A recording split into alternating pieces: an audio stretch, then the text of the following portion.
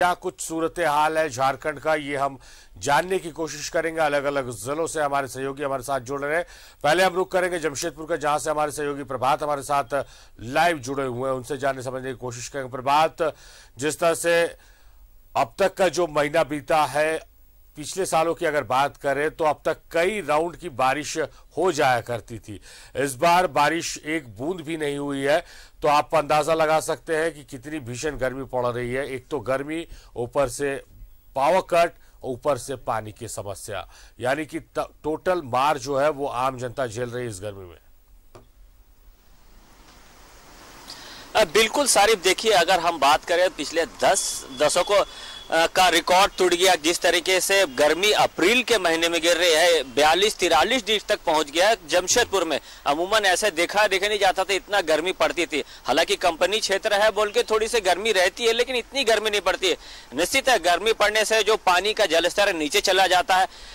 Company area में इसकी तो किल्लत नहीं होती, लेकिन जो गैर कंपनी क्षेत्र है, चाहे वो मानगो की बात करें या फिर बिरसा नगर की बात करें, जुगसलाई की बात करें, परचूड़ी, इन क्षेत्रों में पानी की काफी दिक्कत हो जाती है। साथ ही साथ पावर कट भी हो रहा है, सब तरफ से लोग पीस रहे हैं। निश्चित है, गर्मी जिस तरीके से गिर रही है, अमोन आपने सही कहा कि अप्रैल के महीने में 2-3 राउंड बारिश हो जाती थी, लेकिन अब तक बारिश नहीं हुई। हालांकि शाम के वक्त थोड़े बादल छाए रहते हैं, लेकिन बारिश नहीं हो रही। अभी भी देखिए किस तरीके से कड़ाके की धूप है, और ये मैं जुगली पार्क के क्षेत्र में खड़ा हुआ। और हाँ, ये बात थोड़ी अच्छी है कि थोड़ी हवाएं चल रही है, तो लोग थोड़े से राहत महसूस करें। लेकिन अपने आप से गर्मी को बचाने के लिए लोग निश्चित है अपने चेहरे को ढक के चल रहे हैं, या फिर मास्क पहने हुए हैं, या पूरे चेहरे को ढक के चल रहे हैं, ताकि गर्मी से बचने के लिए यही सब उपाय है।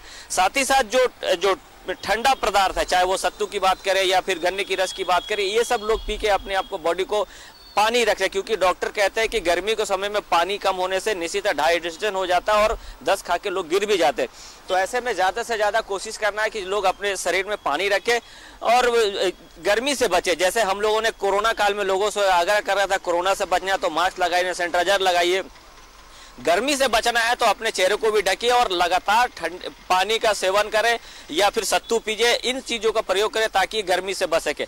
जमशेदपुर में अगर शहरी क्षेत्र की बात करें शारिफ, तो सबसे ज्यादा टेम्परेचर साक्षी के क्षेत्र में रहता है। अगर अमूमन दूसरे क्षेत्र में अगर मानगो और अन्य क्षेत्र की बात करें तो 40 रहता है, तो साक्षी में 42-43 पहुंच जाता है, क्योंकि कंपनी एरिया है। हालांकि कंपनी बहुत अच्छी काम की है, क्योंकि जितना हरा भरा शहरी क्षेत्र में उतना अन्य क्षेत्रों में नजर नहीं आता है।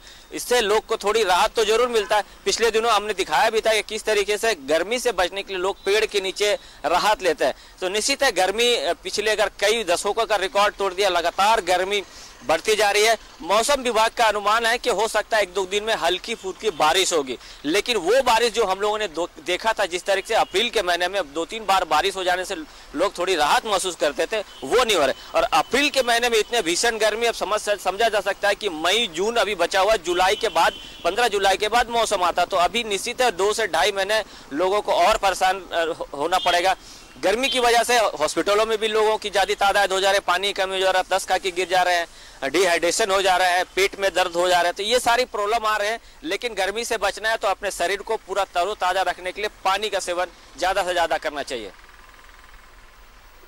चलिए प्रभात, आप भी अपना ख्याल रखिए। आप लोग रिपोर्टिंग में बाहर फील्ड में निकलते हैं, तो आप लोगों को भी इन तमाम चीज़ों की आप जानकारी लोगों को दे रहे हैं, ये बहुत अच्छी बात है। आपको भी इन तमाम चीज़ों का पालन करना। फिलहाल आपका बहुत शुक्रिया प्रभात तमाम जानकारियों के लिए। अब हम सीधे देवघर चलते हैं, हमारे सहयोगी हमारे साथ जुड़े हुए हैं और जानते हैं कि देवघर का क्या हाल है।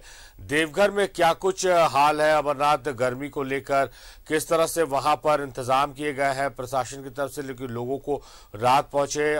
पेयजल समस्या बहुत उत्पन्न हो रही है झारखंड में, क्या देवघर में वो समस्या देखने को मिल रही है? बिजली कटौती की समस्या से भी लोग परेशान है, क्या देवघर में बिजली कटौती की भी समस्या है?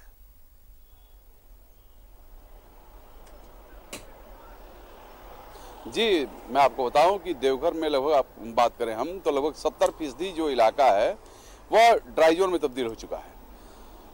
जिला प्रशासन की बात हम कहें तो जिला प्रशासन क्या नगर आयोग जो कि यहाँ पर नगर निगम है, नगर निगम के माध्यम से जरूर लोगों को पानी का टैंकर मुहैया कराया जा रहा है, लेकिन वो अभी नाकाफी है।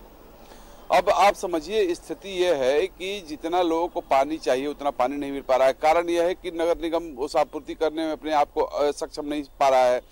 कारण कि वाटर लेवल लगातार गिर रहा है। जो इलाके में जो इन गलियों में या फिर कई मोहल्लों में या गांव में जो चापाकल लगाए गए थे, वे अधिकांश चापाकल सूख गए हैं। वाटर लेवल नीचे जा चुका है। जो तालाब थे, तालाब सूखने कगार पर हैं।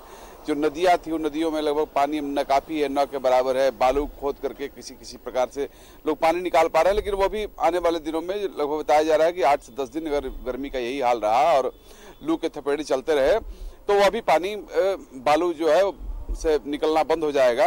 इसके साथ ही साथ मैं आपको बताऊं कि जो बिजली कटौती है, बिजली कटौती को लेकर भी लोग काफी परेशान हैं। बिजली नहीं रहने के कारण मोटर नहीं चल पा रहा है। मोटर नहीं चलने से लोगों को भी पानी की किल्लत हो रही है। गर्मी में लोग परेशान हैं। इसके साथ ही साथ मैं आपको बताऊं कि जो मोटर जो चलाया जाता है जिससे कि पानी की पेयजल आपूर्ति होती है, वह भी प्रभावित हो रही है, जिसके कारण लोगों को जो पंप के जरिए जो पानी उपलब्ध हुआ करता था वह भी पानी उपलब्ध नहीं हो पा रहा है। अगर हम बात करें तो लगभग 2023 तक लोगों को इस पानी के संकट से जूझना पड़ेगा, क्योंकि देवघर में जो पेयजल आपूर्ति की जो पाइपलाइन बिछाए जा रहे हैं उसका समय सीमा 2023 है। और बताया जा रहा है कि अगर वो सब कुछ अगर सही से चला 2023 में अगर ये योजना पूर्ण हुई तो देवघर के लोगों को तक पानी कहिए कि मैंने सुगमता पूर्वक पहुंच पाएगा और देवघर के लोगों को जो पेयजल संकट जो जूझना पड़ रहा है वह संकट कम हो पाएगा। लेकिन अब आने वाले दिन में ही पता चलेगा कि यह जो जलापूर्ति योजना है वह कितना हद तक कारगर है और कितना लोगों तक पानी पहुंचा पाता है। जी चलिए, इंतजार करना होगा कि लोगों को राहत कैसे और कब तक मिलती है। बहुत शुक्रिया आपका अमरनाथ, तमाम जानकारियों के लिए।